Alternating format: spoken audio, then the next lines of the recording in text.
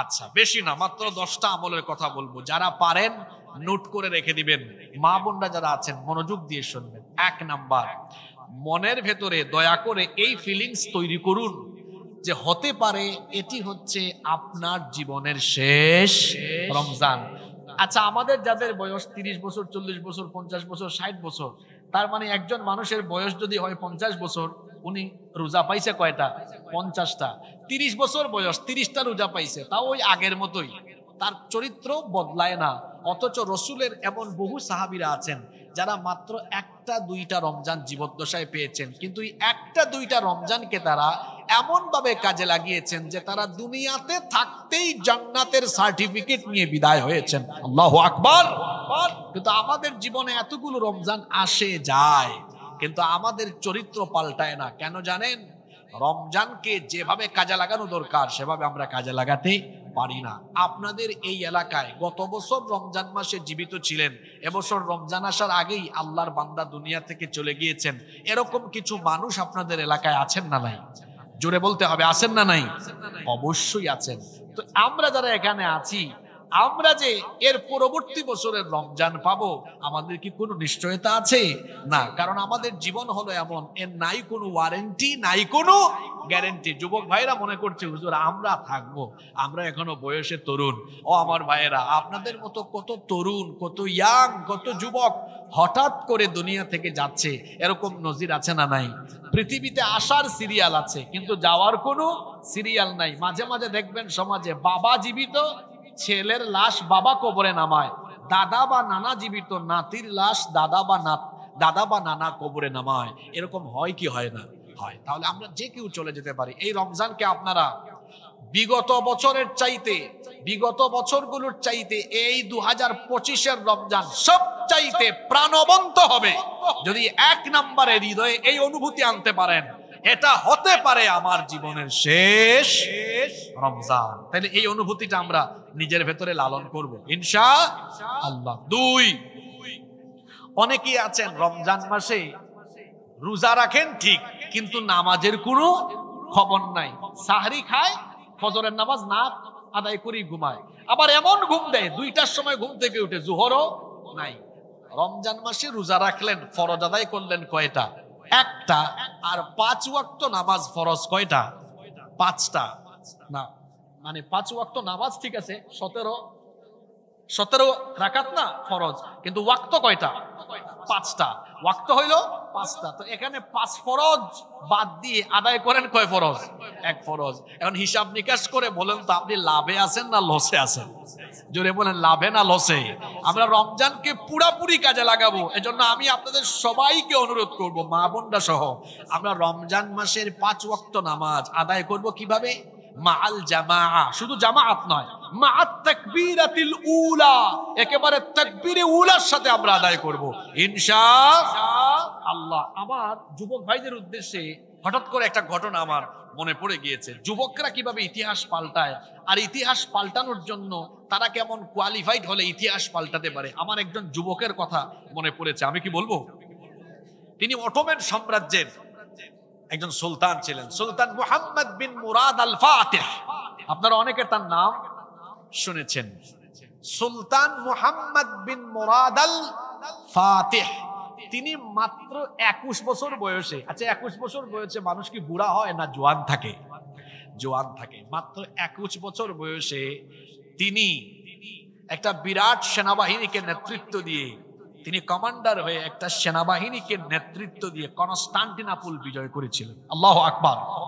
Napoleon বলতেন, গোটা পৃথিবী যদি একটা দেশ হতো, তাইলে ওই দেশের রাজধানী হতো কনস্টান্টিনোপল। এই কনস্টান্টিনোপল আল্লাহর রসুলের ওফাতের 800 বছর পরে বিজয় হয়েছে। এখানে আমার উস্তাদ তুল্য অনেক আলেমরা বসে আছেন। রসুলের একটা হাদিস আছে কনস্টান্টিনোপলের ব্যাপারে, লা তুফতাহান্নাল কুস্তান্তানিয়া। এই কনস্টান্টিনোপলকে হাদিসে বলা হয়েছে কুস্তান্তানিয়া, লা তুফতাহান্নাল কুস্তান্তানিয়া। আল্লাহর নবী বলেছেন অবশ্যই কনস্টান্টিনোপল বিজয় হবে। ফালা নি'মাল আমিরু আমিরুহা ওয়ালা নি'মাল জাইশু জাইশুহা। আল্লাহর নবী বলেছেন যে সেনাবাহিনী এটা বিজয় করবে সেটা হলো শ্রেষ্ঠ সেনাবাহিনী, যে এটার কমান্ডার থাকবে, এটার সেনাপতি থাকবে, সে হবে উত্তম একজন সেনাপ্রধান। আল্লাহু আকবার। যখন সুলতান মুহাম্মদ বিন মুরাদ আল ফাতিহ 21 বছর বয়সে এটা বিজয় করলেন, তাকে জিজ্ঞেস করা হলো, আপনি এত কম বয়সে এটা বিজয় করলেন কিভাবে? তিনি বললেন, আমাকে ছোটবেলায় আমার বাবা যখন পড়ালেখা শিখাচ্ছিলেন, আমি তখন এই হাদিসটা শুনেছিলাম, আর সেদিন থেকে আমি সংকল্প করেছিলাম আমি এটা করেই ছাড়বো। তাহলে স্বপ্ন মানুষকে কোথায় নিয়ে যেতে পারে? আমার যুবক ভাইয়েরা, আপনারা চাইলে ইতিহাসকে বদলায় দিতে পারেন, আপনারা চাইলে নতুন করে সভ্যতাকে বিনির্মাণ করতে পারেন। এই দেশের যুবকেরা, তরুণরা, তারা শক্তভাবে দাঁড়িয়েছিল বলে, আবু সাইদ মুগ্ধের মতো যুবকেরা রক্ত দিয়েছিল, জীবন দিয়েছিল বলে, তারপরে তাদের অনুপ্রেরণায় লক্ষ লক্ষ কোটি কোটি যুবকেরা রাস্তায় নেমেছিল বলেই কিন্তু আমার বাংলাদেশ জুলুম মুক্ত হতে পেরেছে। যুবকরা চাইলে ইতিহাসকে পাল্টায় দিতে পারে, নতুন কোন সভ্যতা বিনির্মাণ করতে পারে। এটা যখন বিজয় করা হলো, তখন সিদ্ধান্ত হলো যে তারা এই বিজয় উদযাপন করবেন নামাজ আদায় করে, সালাত আদায় করবেন। কি আদায় করবেন? সালাত। তাহলে বিজয় পেলে বিজয়টা মুসলমান কিভাবে দেখেন উদযাপন করে, যুগে যুগে আমাদের জন্য শিক্ষা আছে। লাফালাফি করে, গান বাজনা করে, ফুল দিয়ে বিজয় উদযাপন করা যায় না। এই যে 21 ফেব্রুয়ারি গেল, অনেকে ফুল দিয়েছেন। যদি 1000 বিলিয়ন ডলার খরচ করে কেউ ফুল কিনে কোন মিনারে বা কবরে ফুল দেয়, এজন্য কি কারো কবর জান্নাতের বাগিচা হয়ে যাবে? জোরে বলেন, বাগিচা হয়ে যাবে? জেনজি আমার যুবক ভাইদেরকে বুঝাই, ও আমার ভাইয়েরা, যারা ভাষার জন্য জীবন দিয়েছেন, দেশের জন্য জীবন দিয়েছেন, আমরা তাদের কাছে ঋণী। আমরা তাদের জন্য দোয়া করব, কারণ পৃথিবী থেকে যে ব্যক্তি চলে যায়, ফুল নয়, একমাত্র দোয়া তার দরকার হয়। এজন্য আমরা যদি তাদের জন্য দোয়া করি, এই দোয়া তাদের জন্য কল্যাণকর হবে। ফুল কিংবা নীরবতা পালন, এটা কোন শহীদের জন্য কিংবা দুনিয়া থেকে চলে যাওয়া কোন ব্যক্তির জন্য এটা ফায়দা বা কল্যাণ বয়ে আনবে না। তো বলা হলো, আমরা এই বিজয়টা কিভাবে উদযাপন করব? সবাই সিদ্ধান্ত নিলেন আমরা 2 রাকাত নামাজ আদায় করব জামাতের সাথে। কিন্তু কে ইমামতি করবেন? সিদ্ধান্ত হলো আজকের এই নামাজে ইমামতি করবেন সেই ব্যক্তি যিনি আজ পর্যন্ত, বালেগ হওয়ার পর থেকে আজ পর্যন্ত 1 ওয়াক্ত নামাজ কাজা করেন নাই, সব নামাজ আদায় করেছেন আমার জামাতের সাথে, তাকবীরে উলার সাথে। এখন এত সেনাবাহিনী, এত সৈন্য, কেউ সামনে যায় না। অনেকক্ষণ পরে এই 21 বছর বয়সী সেনাপতি সুলতান মুহাম্মদ বিন মুরাদ আল ফাতিহ তিনি সামনে চলে গেলেন। তারপরে বললেন, আমি আমার জীবনের এই আমলটা গোপন রাখতে চেয়েছিলাম, কিন্তু আজকে তো তোমরা সবাই মিলে যে সিদ্ধান্ত নিলা, আমার এই গোপন আমলটা ফাঁস হয়ে গেল। এই 21 বছর বয়সে আমাকে দিয়ে আল্লাহ তাআলা এই কনস্টান্টিনোপল বিজয় করিয়েছেন এমনি এমনি না। আমি 5 ওয়াক্ত নামাজ তাকবীরে উলার সাথে আদায় করতাম, আমার আল্লাহর কাছে চাইতাম, আল্লাহ এই সৌভাগ্য আমাকে দান করো। আমার যুবক ভাইয়েরা, সুলতান মুহাম্মদ বিন মুরাদ আল ফাতিহ তিনি যদি 21 বছর বয়সে এই কোয়ালিটি নিয়ে কনস্টান্টিনোপল বিজয় করে রাসূলের প্রশংসার পাত্র হতে পারেন, আপনারা যদি রাসূলের আদর্শে আদর্শবান হতে পারেন, বাংলাদেশ নয় গোটা পৃথিবীকে আপনারা চেঞ্জ করে দিতে পারবেন। রাসূলের আদর্শে আদর্শবান হতে হবে। রমজান মাসটাকে কাজে লাগান। অনেক যুবক ভাইয়েরা আছেন চরিত্র ঠিক করতে চায়, কিন্তু কয়েকদিন করে পারে না। এই রমজান মাস হবে আপনার জন্য ট্রেনিং এর মাস। রমজান মাসটা আরম্ভ করেন, দেখবেন জীবনটা বদলে যাবে ইনশাআল্লাহ। এখানে ফাঁকে দিয়ে আপনাদেরকে আরেকটা কথা বলে যাই, অনেক মানুষ আছে রমজান মাসে নামাজে আসে, বাকিরা আসে দেখছো নতুন নামাজি হয়েছে। শোনেন, রমজানে কারো পরিবর্তন দেখে আসবেন না, কারণ রমজান আসেই মানুষকে পরিবর্তন করার জন্য। বরং আপনি দোয়া করবেন, মাশাআল্লাহ আমার ভাই আপনি পরিবর্তন হয়েছেন। আমি দোয়া করি যেন আপনার এই পরিবর্তন আপনি ধরে রাখতে পারেন, যেন দিনের পথে আল্লাহ আপনাকে অবিচল রাখেন। এভাবে আমরা দোয়া করব ইনশাআল্লাহ। তাহলে রমজানকে ইফেক্টিভ করার জন্য আমরা কয়টা আমলের কথা বলে যাচ্ছি? জোরে বলেন। 10টা। দেখি 1 নাম্বার বলছি, মনে আছে কিনা? হৃদয়ে এই ফিলিংস আনতে হবে, এটি আমার জীবনের শেষ রমজান। 2, 5 ওয়াক্ত নামাজ মাআল জামাআ, জামাতের সাথে, শুধু জামাত নয়, মাআত তাকবীরাতিল উলা, তাকবীর উলার সাথে আমরা আদায় করব। জোরে বলি ইনশাআল্লাহ। বাকিগুলো এবার শুনেন। 3, রমজানকে কাজে লাগাতে হলে আপনাকে রমজান মাসে তাকওয়ার পূর্ণাঙ্গ চর্চা করতে হবে। শুধুমাত্র খাবার দাবার আর পানাহার থেকে বিরত থাকার নাম রোজা নয়। অনেকে আছেন ভোর রাতে সাহরি খেলেন, এরপরে ইফতার পর্যন্ত খাবার খায় না, পানাহার পান করে না, বিরত থাকে। আবার সমান তালে মিথ্যা বলে, গীবত করে, ঘুষ খায়, সুদ খায়, চুগলখুরি করে।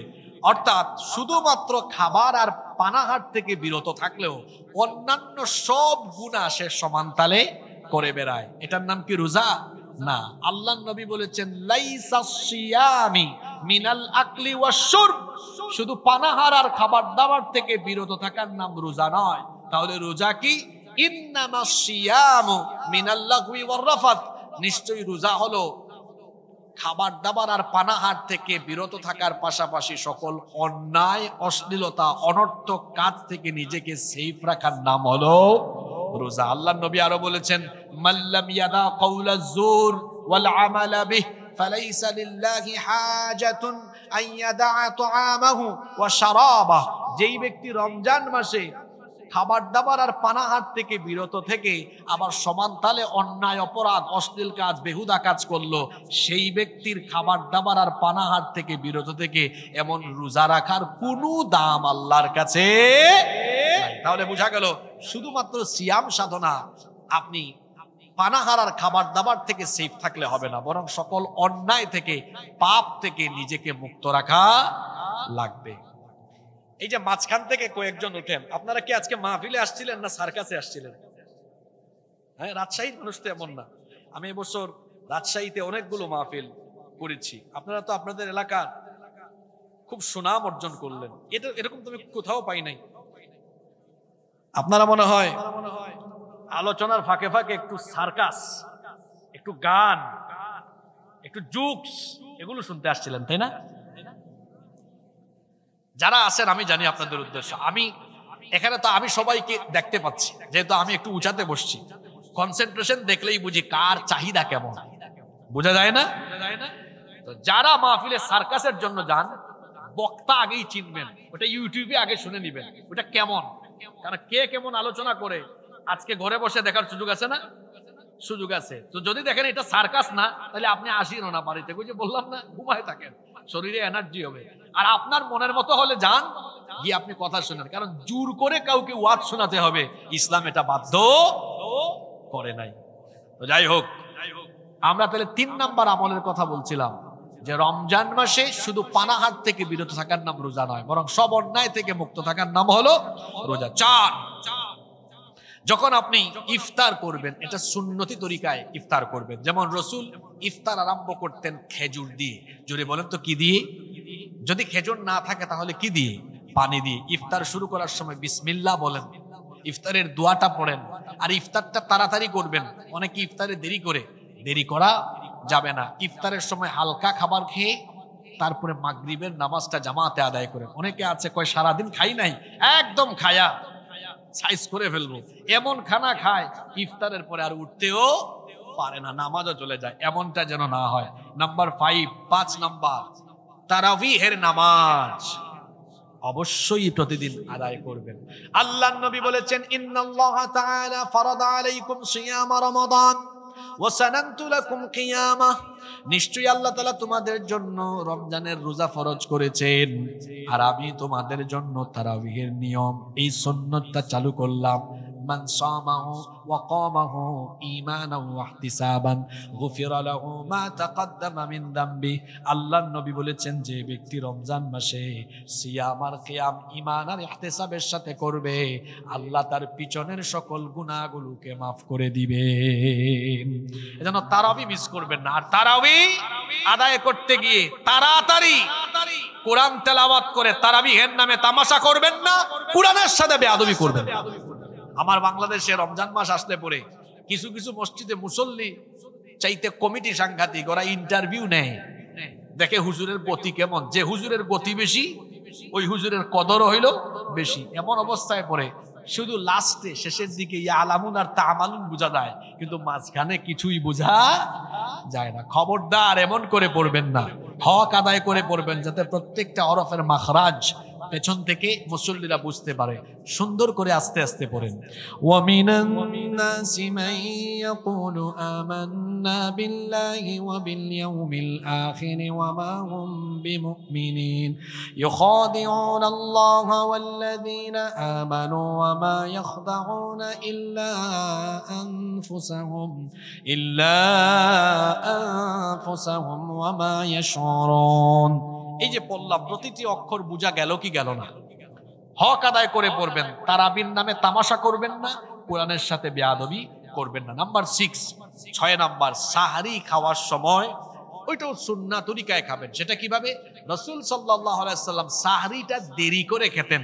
দেরি করে খাওয়া মানে এই না যে সাহরির টাইম শেষ হবে আর আপনি খাইতে থাকবেন, বিষয়টা এমন না। অর্থাৎ শেষ মুহূর্তে খাবেন। আল্লাহ রাসূল বলেছেন ফাইন্না ফিস সুহুরি বারাকা, এই সাহরির খাবারের মধ্যে বরকত আছে। দেখেন না, অল্প খান কিন্তু সারার চেষ্টা করুন। তবে সবচাইতে ভালো হবে যদি অর্থ সহ পড়তে পারেন, একটু ব্যাখ্যা সহ পড়বেন। পুরা মাস কোরআনের সাথে আমরা কাটাবো ইনশাআল্লাহ। 9 নাম্বার, বেশি বেশি রমজানে দান সদকা করবেন, কারণ আল্লাহর নবী এমনিতেই ছিলেন মানুষের মধ্যে সবচাইতে বেশি দানশীল।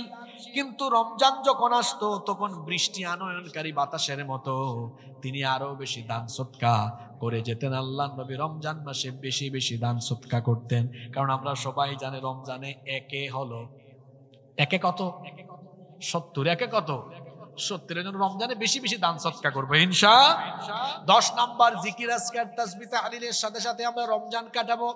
এই যে 10টা আমল দিলাম, এই 10টা আমলের মাধ্যমে যদি আমরা পুরা রমজান মাস কাটাতে পারি, তাহলে এই মাসটাকে আমাদের জন্য যিনি বরকতময় বানিয়ে দিবেন তিনি কে? এবার আসেন আমরা আলোচনা শেষ এবং গুরুত্বপূর্ণ পয়েন্টে এসেছি। আপনারা যারা বসে আছেন, আপনারা আমার রিয়েল শ্রোতা। এখন আপনারা আমাকে কষ্ট করে আরো কি 10 থেকে 12 মিনিট সময় দিতে পারবেন? পারবেন ইনশাআল্লাহ। ওই আজকের আলোচনার খনি আপনারাই নিয়ে যাবেন। এবার আসেন, এই যে রমজান মাস আল্লাহ দিলেন, রমজান মাসে আল্লাহ তাআলা আমাদেরকে ভিন্ন ভিন্ন উদ্দেশ্যে ভিন্ন ভিন্ন 2টা হাদিয়া দিয়েছেন। জোরে বলেন তো কয়টা? রমজানে আল্লাহ কয়টা হাদিয়া দিয়েছেন? 2টা। 1 নাম্বার হচ্ছে এই মাসে আল্লাহ সিয়াম দিয়েছেন, সিয়াম রোজা দিয়েছেন। কেন? উদ্দেশ্য একটা আছে, উদ্দেশ্যটা হলো লাআল্লাকুম তাত্তাকুন। আচ্ছা আপনারা আমাকে বলেন তো, রাজশাহীর মানুষ, আল্লাহ তাআলা একটা মাস রোজা দিয়েছেন যেন তামাম পৃথিবীর মুসলমানরা এই 1 মাস দিনের বেলা না খাইয়া থাকে, আর যে খাবার দাবার আয় হবে এগুলো আল্লাহ জমায় রাখবেন। এই জন্য কি আল্লাহ তাআলা 1 মাসের রোজার বিধান দিয়েছেন? না। আল্লাহ কেন দিয়েছেন তাইলে? আল্লাহ কোরআনেই বলেছেন লাআল্লাকুম তাত্তাকুন, যেন তোমরা তাকওয়া অর্জন করতে পারো। তাকওয়া এই শব্দটির সাথে আমরা অনেকেই পরিচিত। এক কথায়, সংক্ষিপ্ত কথায় যদি তাকওয়া মানে বুঝতে চান, তাকওয়া মানে হলো আল্লাহর ভয়ে সব গুনাহ ছেড়ে দেওয়া, আল্লাহর ভয়ে সব পাপ ছেড়ে দেওয়া এবং সকল নেকির কাজে শামিল হওয়া। এটার নামই হলো কি? তাকওয়া। আমি তাকওয়াটা আপনাকে একটা উদাহরণে বুঝা দিতে পারি। আপনি ভালো করে শোনেন।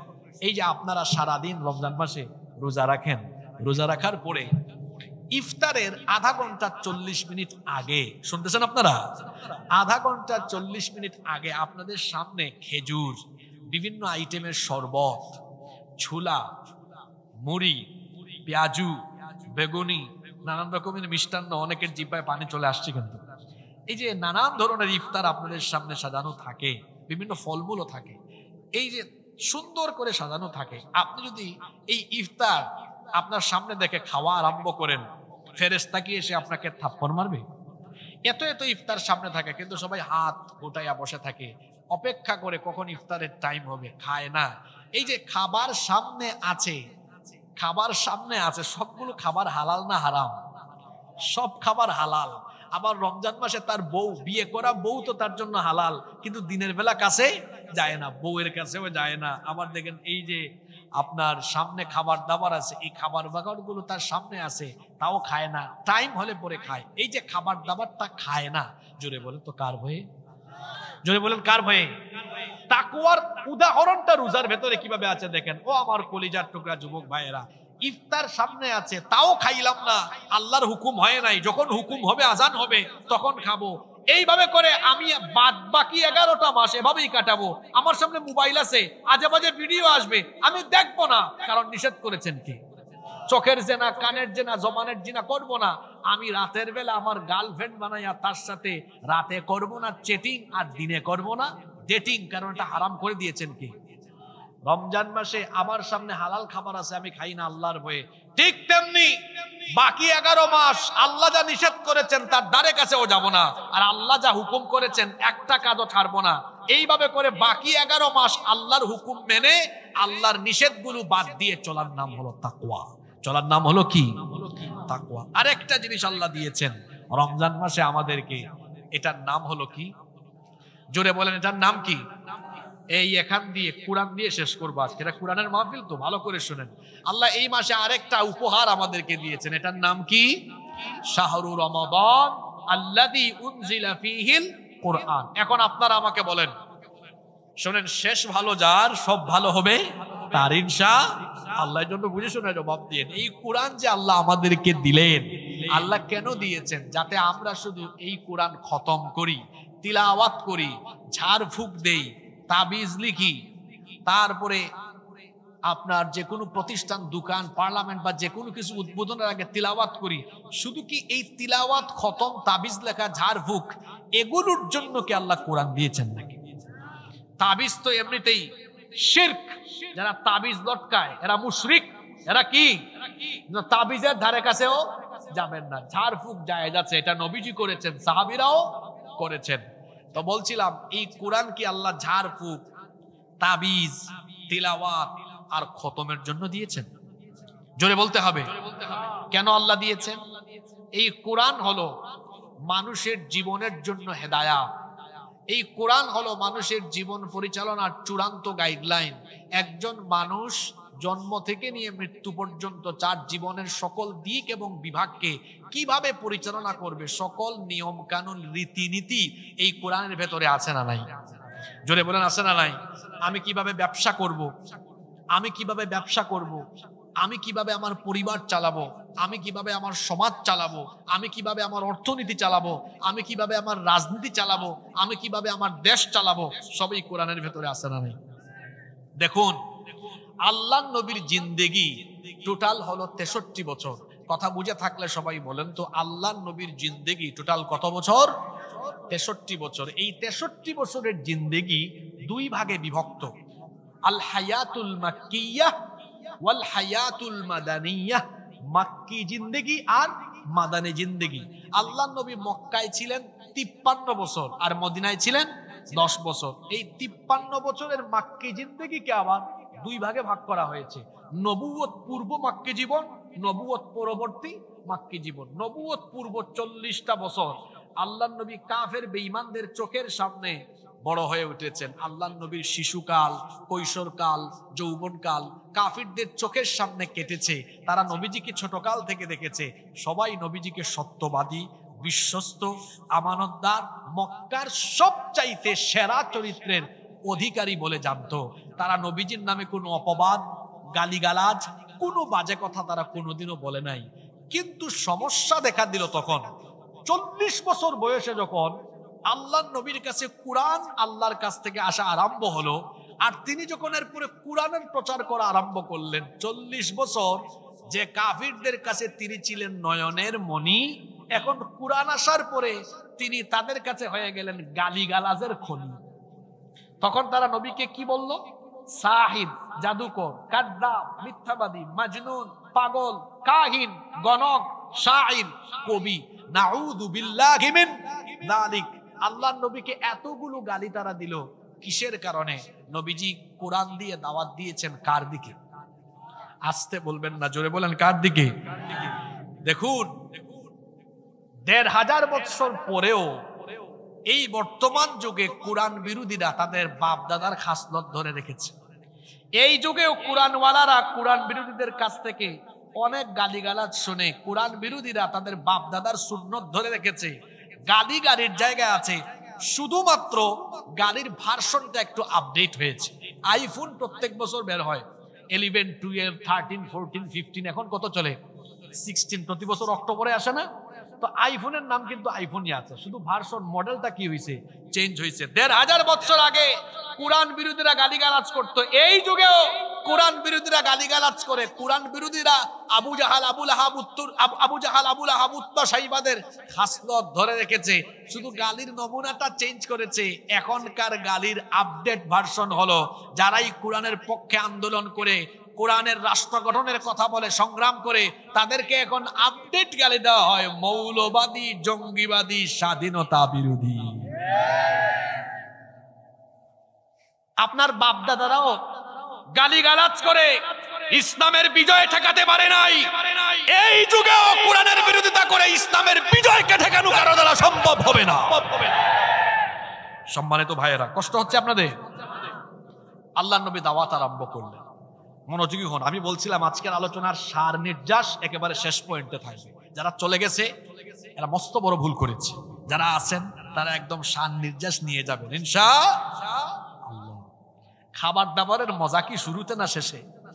এজন্য দেখবেন প্লেটকে চেটে চেটে খায়, কারণ মজাটা কোথায় থাকে? শেষেই থাকে, লাস্টে থাকে। একটা আলোচনার ফিনিশিং এ ওই আলোচনার সার নির্যাস থাকে। এই জন্য ভালো ছাত্ররা ক্লাস শেষ না হলে উঠে না, এই জন্য তারা ভালো রেজাল্ট করে। ভালো শ্রোতাও আলোচনা শেষ না করে দাঁড়ায় না। আপনারা যারা আছেন, আল্লাহ আপনাদের সবার অন্তরকে কোরআনের নূর দিয়ে মুনাওয়ার করে দেন।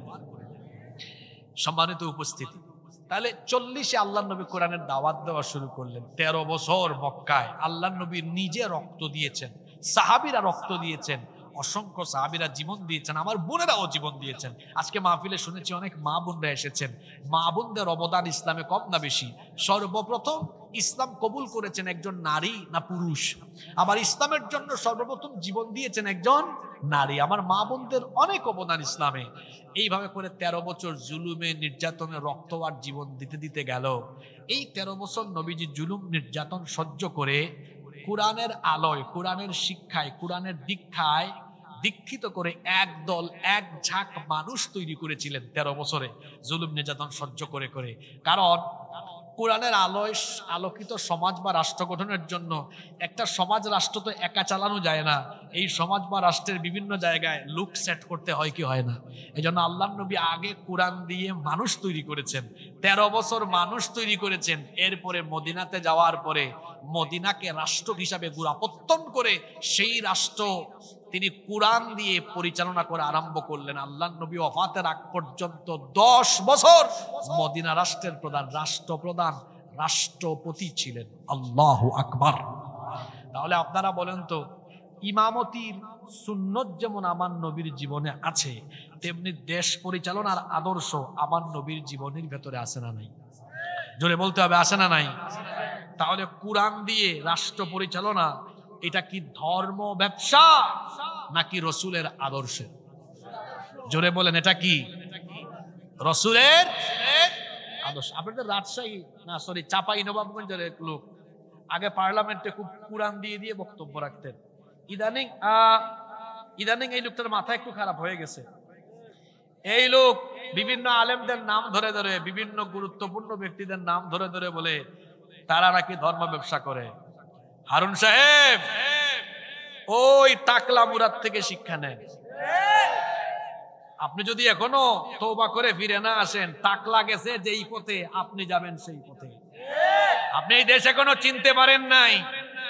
এই দেশে ইসলাম, আলেম উলামা মুসলমানদের বিরুদ্ধে গিয়ে কোন শক্তি মাথা উঁচু করে টিকে থাকতে পারবে না। আমি আজকে রাজশাহীর জমিন থেকে বলে গেলাম, পারবে না, সম্ভব হবে না।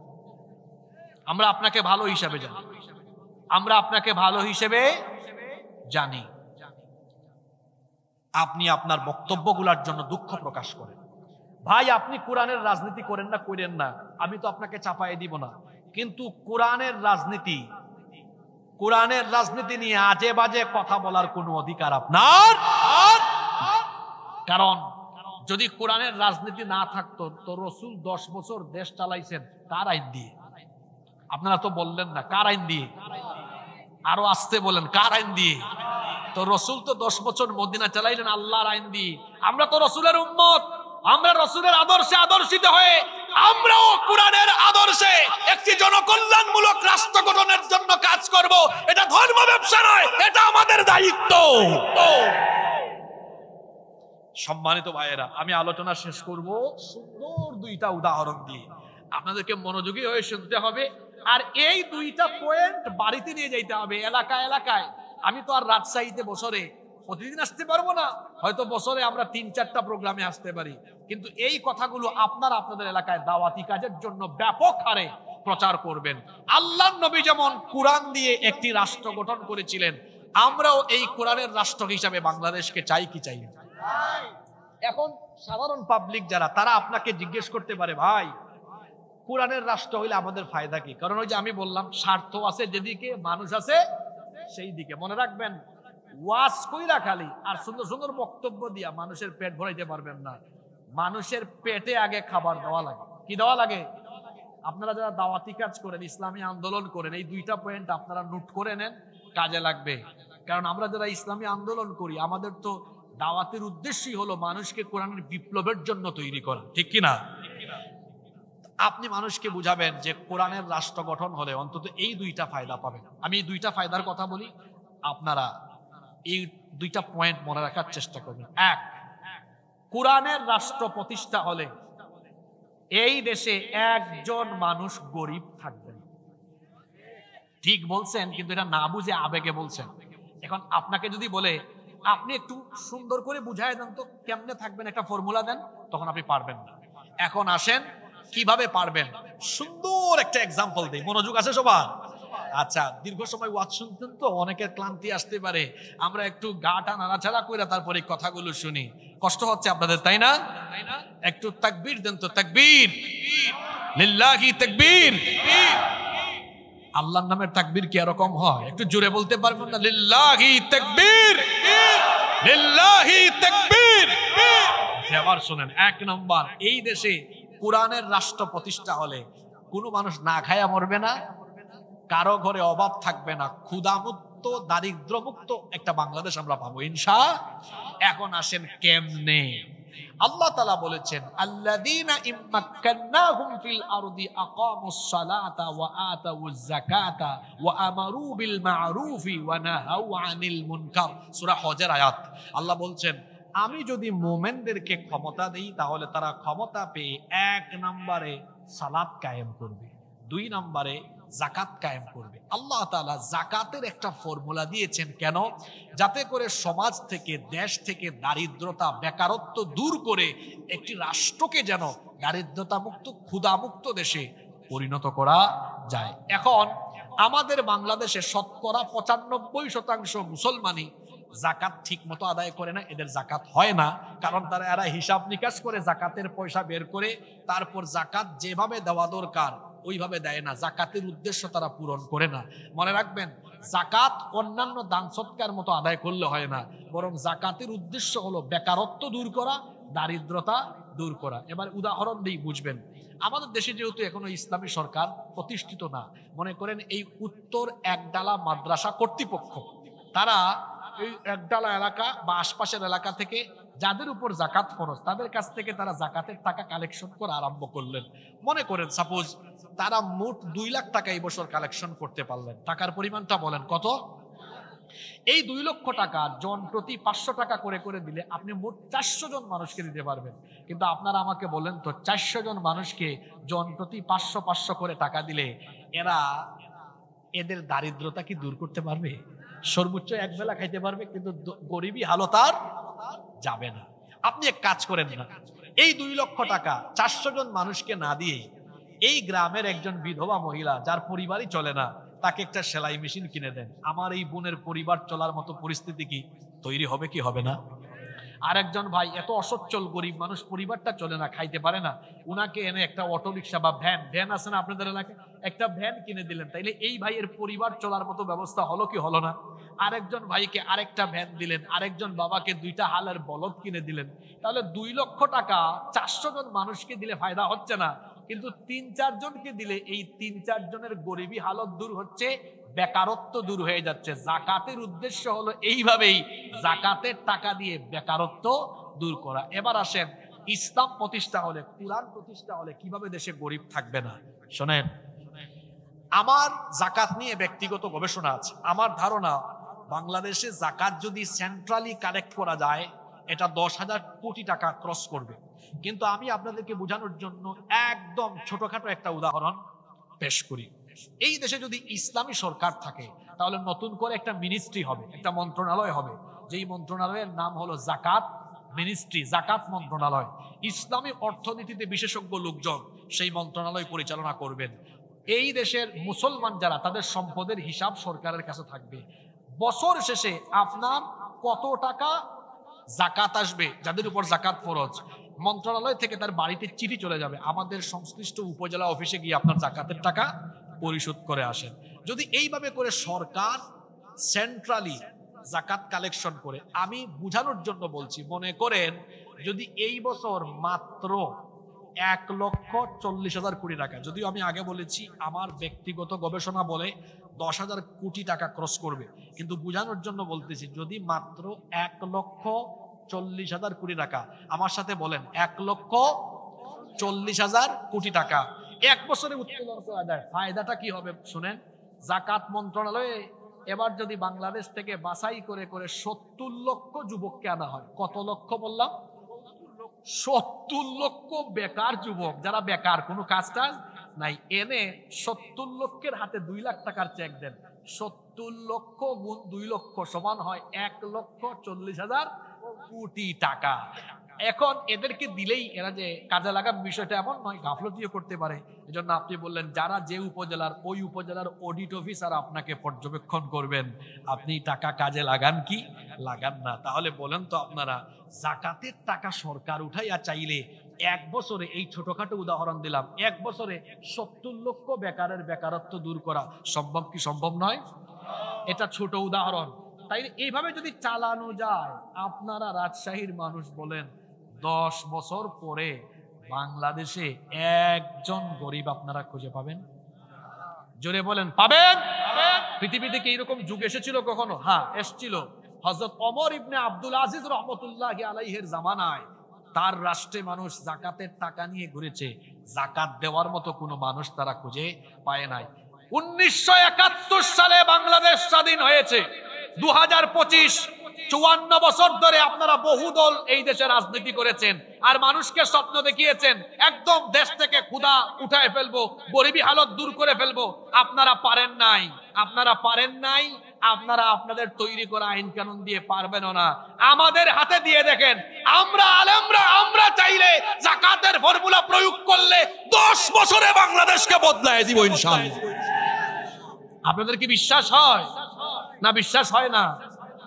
এই জন্য আপনারা কি এই 54 বছর ধরে যে ভুলের উপরে আছেন, মানুষের তৈরি করা আইন দিয়ে দেশ চলে, এই ভুলের উপরে আমরা থাকবো না আগামী দিনে আমরা কোরআনের শাসন চাইবো? কারা কারা আগামী দিনে কোরআনের শাসন চান? 2 হাত তুলে আল্লাহকে দেখান।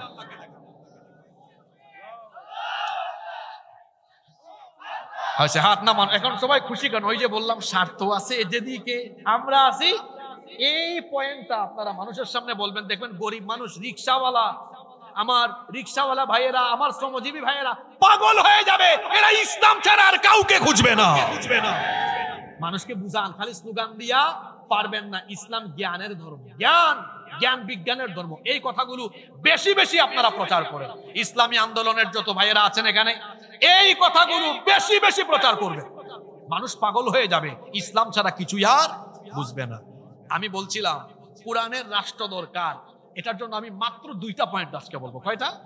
একটা বলছি, এক, কোন গরিব মানুষ থাকবে না। আচ্ছা, গরিব মানুষদের থাকবে না, এই যাকাতের ফর্মুলা প্রয়োগ করলে আপনারা আমার সাথে একমত না দ্বিমত?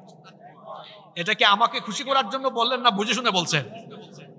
আচ্ছা, 2, শেষটা বলে শেষ করি। আরো চমৎকার আরেকটা কথা আছে। এই যে বাংলাদেশ 71 সালে স্বাধীন হয়ে 2025 সাল পর্যন্ত দেশটা চলতেছে, এই দেশ পরিচালনার জন্য একটা সংবিধান আছে না নাই? জোরে বলেন, সংবিধান আছে না নাই? এই সংবিধানটা বানাইছে কারা? কারা বানাইছে? মানুষ। এই সংবিধান কি বানানোর পর থেকে ওইটা ওই রকমই আছে না পরিবর্তন হয়েছে? এই পর্যন্ত কয়বার হয়েছে? 17 বার। আমার কাছে হিসাব আছে। কতবার? আচ্ছা, এতবার পরিবর্তন হলো কেন?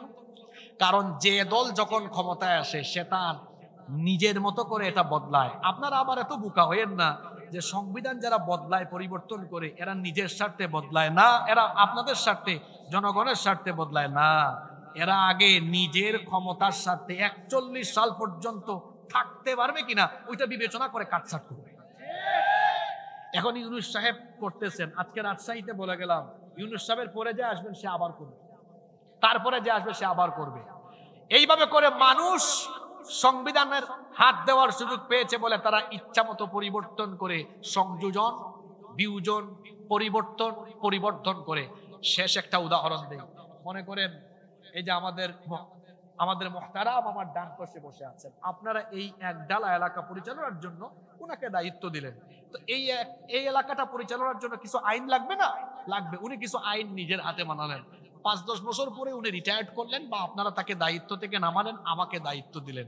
আমি দেখলাম আমার আগে উনি যে আইন কানুন করেছেন, আমার আশেপাশে যে পরিমাণ চোর সামার আছে এদেরকে ঠিক রাখতে হলে কিছু চুরি ডাকাতি এগুলো শাস্তি হালকা করে দিতে হবে, যাতে এদের পেট আমি ভরায়া রাখতে পারি। আমি বললাম এখন এই আইন কিছু পরিবর্তন হবে, আমি এটাকে কি করলাম, সংশোধন করলাম, পরিবর্তন করলাম। আমার পরে উনি আসলেন, উনি দেখলেন আরে বাপরে বাবা, আমার আগে যে ছিল খুব খারাপ লোক ছিল, উনি আবার এটা আপডেট করলেন, তারপর উনি সুযোগ পাইলেন, উনি করলেন। তাহলে লোক হইলাম আমরা কয়জন? 4 জন। 4 টার্মে ক্ষমতা পেয়ে আমরা আইন বদলাইলাম কয়বার বলেন তো? 4 জন যে আইন বদলাইলাম আপনাদের কথা বিবেচনা করে না আমাদের কথা?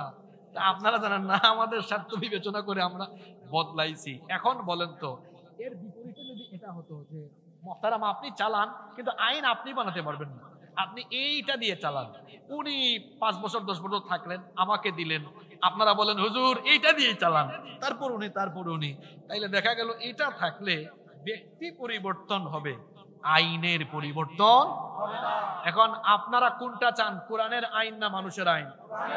কোরআনের আইন না মানুষের আইন? ঘুম ভাঙতে হবে, ঘুম ভাঙতে হবে, ঘুমন্ত বিবেককে জাগিয়ে তুলতে হবে। যুবক ভাইয়েরা, 54 বছর ধরে এইভাবে এরা তাদের দল আর স্বার্থ বিবেচনা করে আইন বদলায়া আমাদের ভাগ্য বদলানোর কথা বলে ক্ষমতায় গিয়ে তারা নিজেদের ভাগ্য বদলায়। এই সুযোগ আর দেওয়া যাবে না। আমরা এই কোরআনকে মসজিদ মাদ্রাসায় রাখার পাশাপাশি আল্লাহর কোরআনকে পার্লামেন্ট পর্যন্ত নিয়ে যেতে চাই, তাহলে এই মানুষের ভাগ্য বদলাবে ইনশাআল্লাহ। বেশি কথা লাগবে না। এই রমজানে আল্লাহ আমাদেরকে 2টা জিনিস দিয়েছেন, সিয়াম আর, জোরে বলেন, সিয়াম আর। সিয়াম দিয়েছেন তাকওয়াবান হওয়ার জন্য, আর কোরআন দিয়েছেন এই আইন দিয়ে সবকিছু পরিচালনা করবার জন্য। এজন্য আসুন আমরা এই কোরআনকে আঁকড়ে ধরি, আমাদের দেশ বদলে যাবে ইনশাআল্লাহ। আজকে যারা শেষের পয়েন্টটা মিস করছে এরা বিরাট কিছু মিস করছে, তাই না? আপনারা এই যাকাতের কথাটা মনে রাখবেন, এটা মানুষের মধ্যে বেশি বেশি প্রচার করবেন ইনশাআল্লাহ। আরেকটা কথা আপনারা যদি বলেন আর কি, 2 মিনিট সুযোগ দেন, বলবো। এত মা বোনরা আসলেন, ওনাদের উদ্দেশ্যে যদি কিছু না বলি ওনারা রাগ করবে। এই যে গত কয়েকদিন ধরে দেশে এত ধর্ষণ শুরু হয়েছে, বিভিন্ন অপরাধ, চুরি ডাকাতি, কোরআনের আইন প্রতিষ্ঠা হলে চোর চামার বদমাইশ দুর্নীতিবাজ অপরাধকারীরা এরা সবাই সাবধান হয়ে যাবে। কারণ কোরআনের আইন প্রতিষ্ঠা হলে অন্যায় অপরাধ বাড়বে না কমবে। আপনার আইন বানাইছেন তো মানুষ, ধর্ষণের আইন বানায়াও ধর্ষণকারী কমে না। কোরআন দিয়ে এই দেশে একটা ধর্ষণের বিচার করে দেখেন, সবগুলো লুচ্চা বদমাশ তারের মতো সোজা হয়ে যাবে। চুরি ডাকাতির বিচার কোরআন দিয়ে করেন, সব চোর তারের মতো সাইজ হয়ে যাবে। আমার মা বোনদেরকে বলবো, কোরআন প্রতিষ্ঠা হলে এই দেশে আপনারা আরো সম্মান পাবেন, আরো মর্যাদা পাবেন। আপনাদেরকে কেউ বেইজ্জত করার, অপমান করার কোন ধরনের দুঃসাহস দেখাতে পারবে। নারী সম্মান পাবে, শ্রমিক তার অধিকার পাবে। অন্যান্য ধর্মের এদের কি হয় এই কথাটাও বলতে হয়, কারণ ওই পাশের দেশ থেকে দাদা বাবুরা বুঝায় এই বাংলাদেশ কিন্তু জঙ্গিবাদের উত্থান হয়ে যাচ্ছে। শেষ আমি বলি কি, মায়ের চাইতে মাসির দরদ বেশি।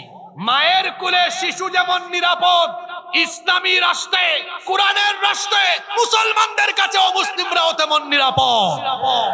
সুতরাং আমার দেশের হিন্দু, বৌদ্ধ, খ্রিস্টান, অন্যান্য ধর্মাবলম্বী ভাইদেরকে বলবো, আমরা আপনাদেরকে নিয়ে অনেকে রাজনীতি করে, ইসলাম কায়েম হলে কেউ এই সুযোগটা আর পাবে না। আপনারা আপনাদের ন্যায্য অধিকার, ন্যায্য সম্মান, ন্যায্য মর্যাদা পাবেন, কারণ আপনাদের পূর্ণাঙ্গ নিরাপত্তা দেওয়া হবে।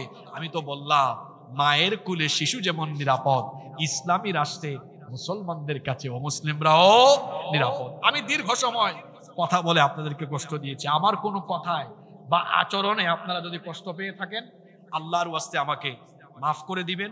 যদি কোনো কথা আমি ভুল বলে থাকি, আল্লাহ আপনাদের অন্তর থেকে সেগুলা মুছে দেন। আর যত কথা হক বলেছি আল্লাহ এগুলো আমলের তৌফিক দেন। আমি পড়ছি,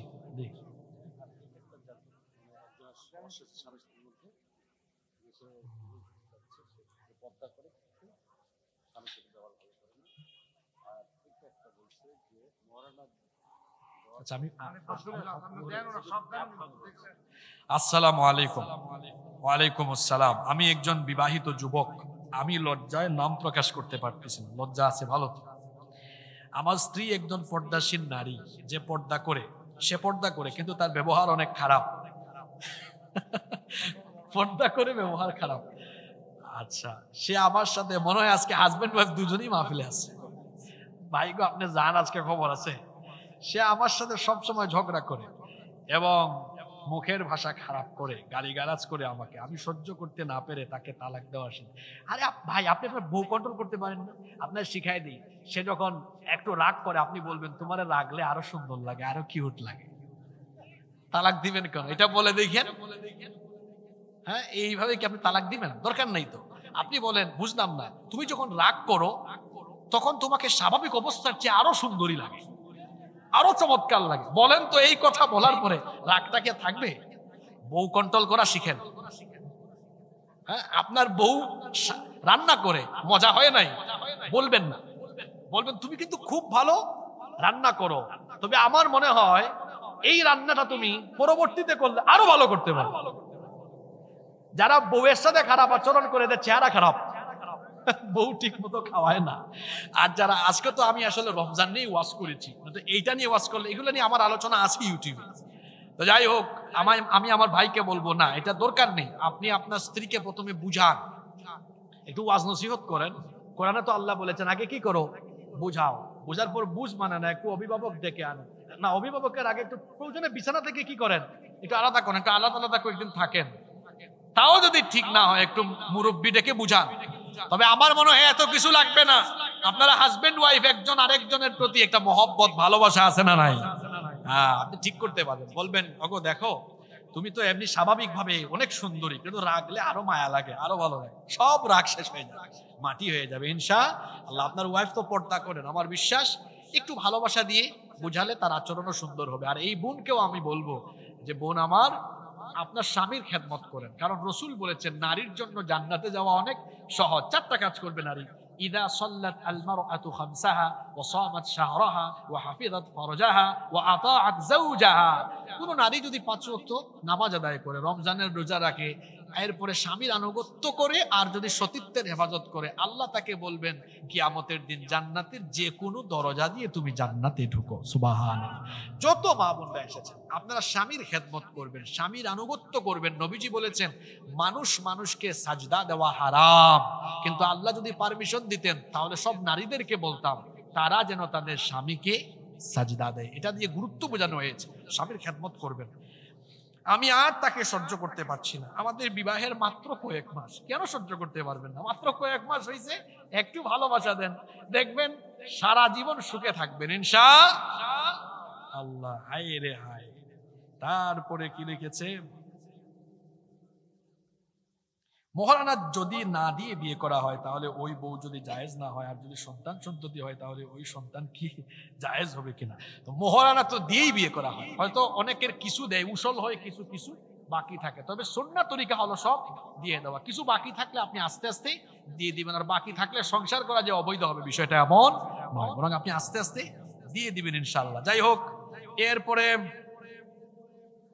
এটা তো আমি বলেই ফেলেছি, রমজান মাসে মেসওয়াক করলে রোজা ভঙ্গ হবে কিনা? না, কোনো অসুবিধা নাই। এখানে অনেকগুলো ইসলামী সঙ্গীতের রিকোয়েস্ট, আমি তো অনেকগুলা গাইছি, আর এগুলা তো ইউটিউবেও আছে। 3টা বলেছেন। আমার বাড়ি সিলেট, আপনারা জানেননি? তোরা সিলেটি মাতিলাই আর সিলেটি একটা গজল শুনাইলাই না কিতা ভাই সাহেব সিলেটি মাত আপনারা বুঝুন ও খেউ বাইছন বউকা কিছু সিলেটি কথা শিখায়া যায় শিখবেন আপনারা যে যারা দাঁড়িয়ে আছেন ওনাদেরকে বলছি বউকা মানে বসেন বউকা আপনিও বউকা ঠিক আছে একটা সিলেটি সঙ্গীত গাইবো তারপর আমরা শেষ করে ফেলবো ইনশাআল্লাহ আপনারা কি উঠবেন না তো সুরমা গাঙ্গুর ফারোবারি মানে সুরমা নদীর তীরে আপনারা সিলেট গিয়েছেন নাকি বাংলাদেশের সবচেয়ে সুন্দর শহর হলো রাজশাহী এরপরে হলো সিলেট রাজশাহী হলো একটা স্মার্ট সিটি এত ক্লিন সিটি আমি সারা বাংলাদেশে রাজশাহীর মতো এত পরিচ্ছন্ন সিটি আর কোথাও দেখেন আপনারা মানুষও এত পরিচ্ছন্ন খুব ঠান্ডা মেজাজি মানুষ আপনারা আপনাদের আচার আচরণ আন্তরিকতা আতিথেয়তা সবকিছু বাংলাদেশের অন্যান্য অঞ্চলের তুলনায় অনেক চমৎকার আল্লাহ আপনাদের সবাইকে দিনের জন্য কবুল করেন ভাইদের জন্য দোয়া করব যারা আয়োজন করেছেন বসেন মিসওয়াকার হবেন